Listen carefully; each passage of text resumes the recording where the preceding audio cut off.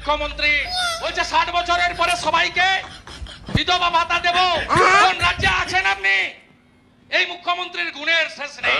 কখনো বলে 1500 কেজি ওজনের বাচ্চা জন্মগ্রহণ করে, যেমন কাঞ্চন মল্লিকের বাচ্চা জন্মগ্রহণ করেছে, 6 লক্ষ টাকার বিল জমা দিয়েছে বিধানসভায়। কখনো বলে 1177টা দেশ, কখনো বলে 47-এ রবীন্দ্রনাথ ঠাকুর নাকি গান্ধীজিকে ফলের রস খাইয়েছিলেন।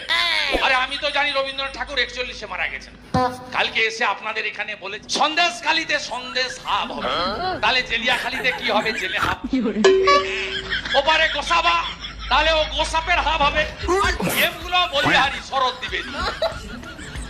হ্যাঁ ম্যাডাম, হ্যাঁ ম্যাডাম।